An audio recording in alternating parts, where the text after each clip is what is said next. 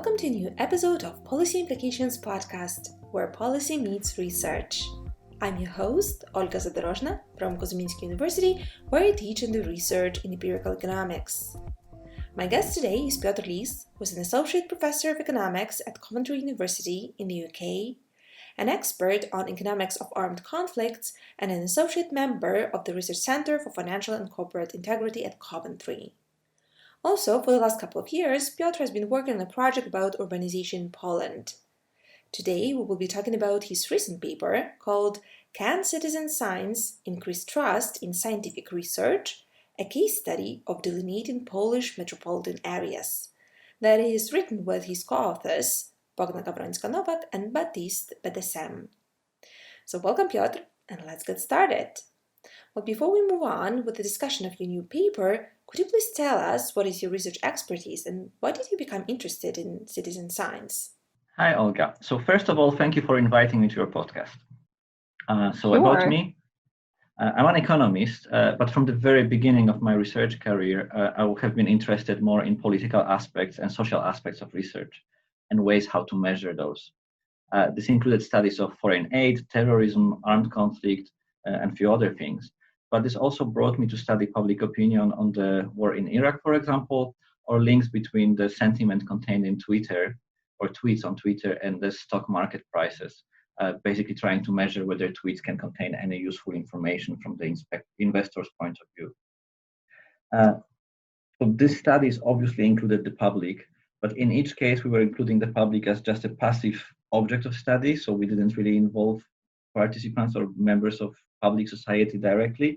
We're just observing them.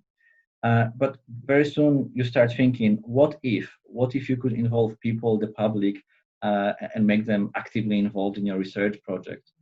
What would that benefit? What contribution you could get out of that? So when you start looking about that, very soon you come across something like citizen science. And after that, there was an opportunity when Professor Bogna Gawrońska-Nowak invited me to join her research team and study the urbanization process in Poland. And again, if you study cities, it just makes sense to go out and start talking to people and ask citizens, the local residents, about their experience and their opinion on those cities. So that's really the short genesis of me joining citizen science. Excellent, thank you.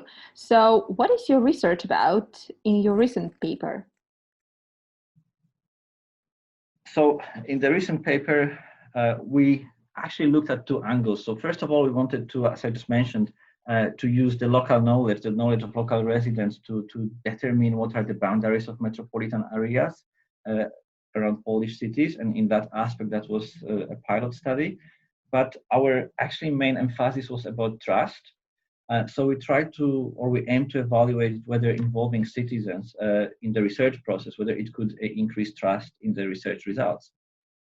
Recently, we've seen over at least last 5-10 years that the trust in science and scientists is getting eroded. Scientists are getting a little bit bad name, are not necessarily respected or listened to. So we were actually thinking whether involving people directly into research and democratizing the research process, whether this way we could actually improve the public understanding and also the public trust in the research results. So how did we start? So first, in the study of urban areas, some time ago we conducted, as you know, a quantitative statistical data-driven study where we tried to draw a map of every metropolitan area in Poland. It was purely desk-based research where a bunch of researchers were sitting in front of their computers looking at statistical data and trying to come up with answers. So there was completely no involvement of the local residents. But if you think about that, people living in a village or a small town near a big city should know best, based on their experience, whether their place is a part of a metropolitan area or maybe it isn't.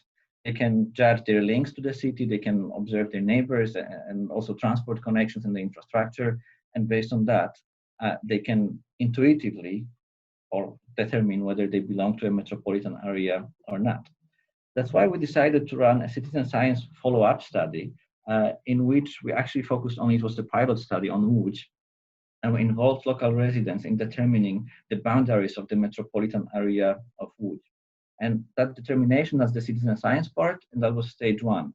In stage two of our study, we wanted to see, as I mentioned, whether people are likely to trust more the desk-based research we did before, or they are more likely to trust the research in which the public was directly involved. To achieve that, we designed a quasi-experiment where WUJ was our treatment group, treatment meaning that people had the chance to participate in a citizen science project, they were exposed to a citizen science project, and then we picked another city, Kraków, which was our control group, where residents were actually not exposed to citizen science, but later we were trying also to take some measures of their trust into research. And before, before you move on to the peculiarities of your experiment, how did you motivate people to join your project? How did you make them contribute to your project and give you their opinion? That was the most tricky part. That was really the most scary part, because we really worried that would we be able to engage enough people? Would we be able to recruit enough volunteers to help us to get some meaningful results? Obviously, if you start thinking about that, the first stage was to prepare a proper communication campaign. So that was a big challenge. We spent a lot of time thinking about how to communicate our study to the public, the aims, the purpose, the language. And also we focused quite a lot, to be honest, on the graphical side to make it more, because it was done online, to make it more catchy to the eye. And as it turned out, we used Facebook and paid advertisements on Facebook. As it turned out, there's actually quite high demand for those projects. We didn't have any problems with recruitment. We were receiving large volumes of responses. And after 3 weeks, actually, we were ready to draw a really fairly consistent map of WUJ. Wow, so there is demand. There is demand for that. There's definitely demand for that out there.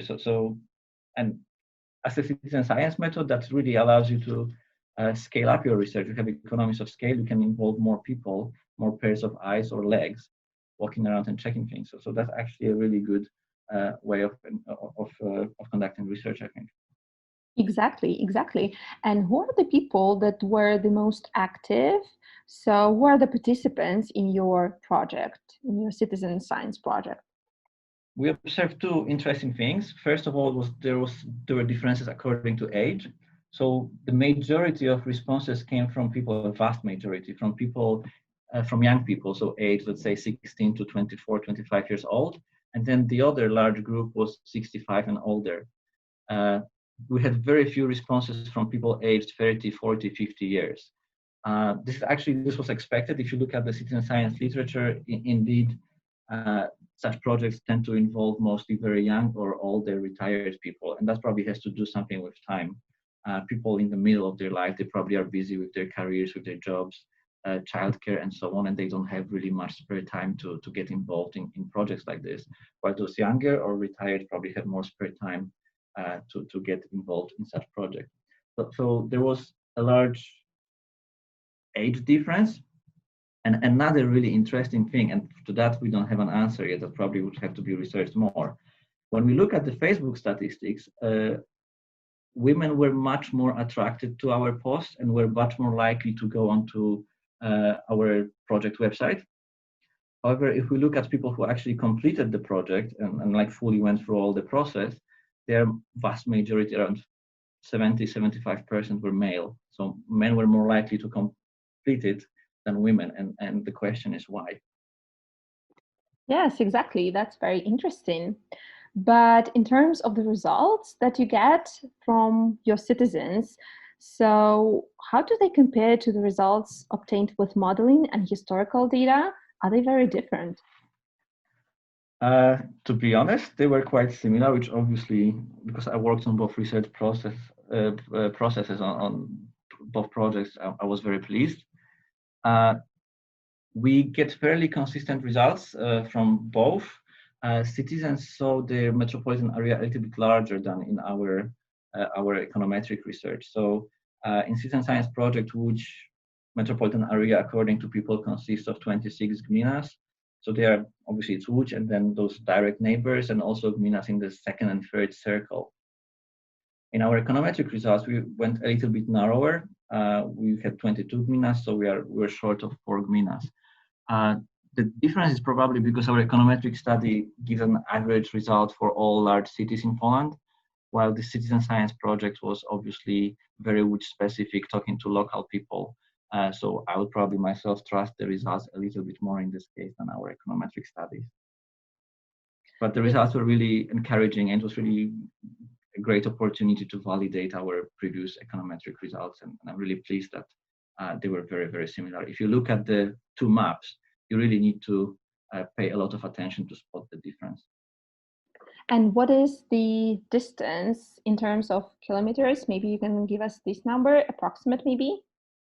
So our citizen scientists were very consistent with that. So when we look at them, we asked them a question: how many kilometers do you think that the metropolitan area spreads from which city center? And if we look at the responses, it was really nice because the mean, the mode, and median were all around 30 kilometers. There was like 30, 30.2, and 30.5 kilometers. So that was really nicely distributed. And when we draw this on a map, it actually corresponds very closely to the result we got from the econometric study. So in the econometric study, as you recall, we also estimated the distance, like a zone around the city to which a metropolitan area spreads, and we're measuring that from the center of the city to a center of gmina, and we had around 22 kilometers, if I recall properly. But if you draw two sets on a map, you actually get very consistent, almost the same answer. And that's because people don't think in like center to center categories, Yes. right? Yes. Exactly. So that's very interesting. And just what are the main policy applications of your research? What policymakers can learn from this study? I think the main implication would be looking at the distrust side of our study. So the second stage, when we're asking people whether they trust results or not. So the project, it was a quasi-experiment. So in first stage, we went to Łódź and we asked people to help us to determine the metropolitan area and its shape. In the second stage, we used, as I mentioned, Łódź as our treatment group, and in Kraków, we presented our econometric results. In both cities, in the second stage, we asked people whether they trust the results we present to them, whether they trust the map we show, and whether they find it reliable. And there were statistically significant differences in the results. In Łódź, 92% in total trusted the results obtained through citizen science. If we slice those results, the levels of trust by age, gender, level of education, or employment, it's staying always 90% or more. While if we go to Kraków, these numbers differ between 70 and 80%. I think the overall trust was 79%.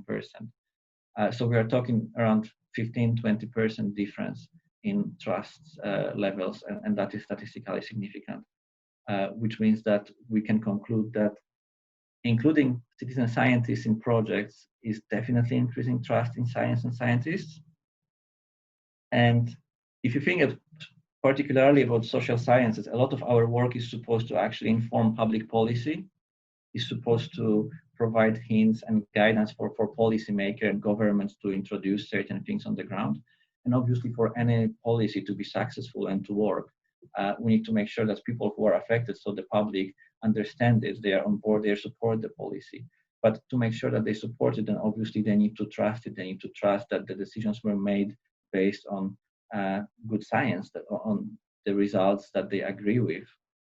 So I think the implication would be that for social policy which affects the public, it would be really good to think about research projects that involve the citizens in providing evidence for evidence-based policy making.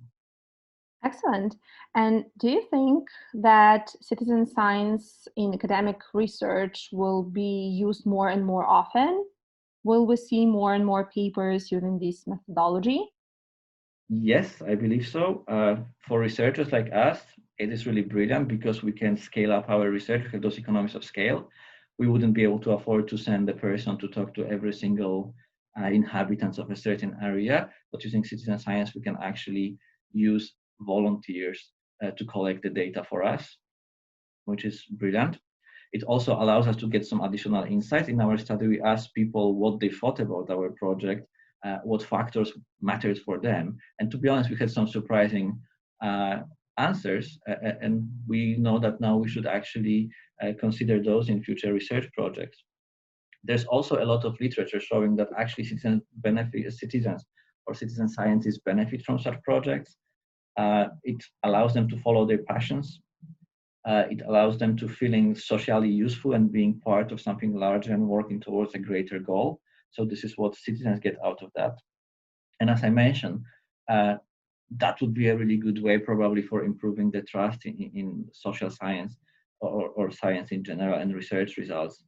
So this is something that should be probably encouraged by government and funders of research. And if we look, for instance, at European Union, in a lot of research grant calls, the European Union currently is valuing very highly citizen participation and citizen science, that they demand that in some cases. Great. That was very interesting, Piotr. Thank you so much. Thank you.